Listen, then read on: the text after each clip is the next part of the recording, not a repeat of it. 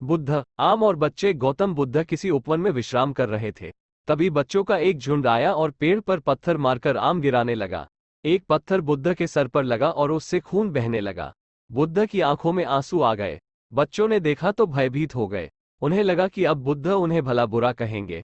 बच्चों ने उनके चरण पकड़ लिए और उनसे क्षमा याचना करने लगे। उनमें से एक बच्चे ने कहा, हमसे बड़ी भूल हो गई है। मेरी वजह से आपको पत्थर लगा और आपके आंसू आ गए।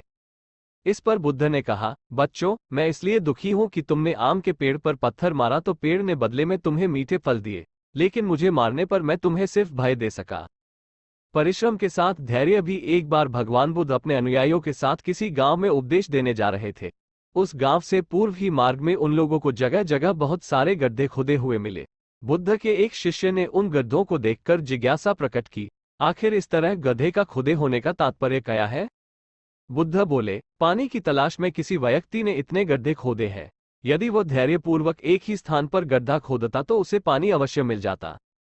पर वह थोड़ी देर गड्ढा खोदता और पानी न मिलने पर दूसरा गड्ढा खोदना शुरू कर देता। व्यक्ति को परिश्रम करने के साथ धैर्य भी रखना चाहिए।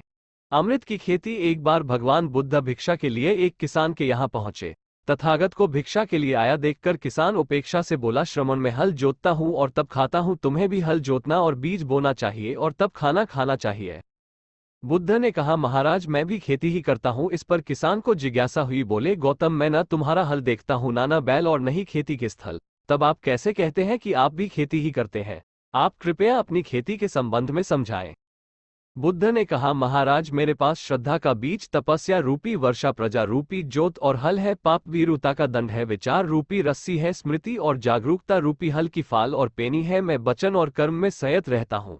मैं अपनी इस खेती को बेकार घास से मुक्त रखता हूँ और आनंद की फसल काट लेने तक प्रयत्नशील रहने वाला हूँ। अप्रमाद मेरा बैल है जो बाधाएं देखकर भी पीछे मुंह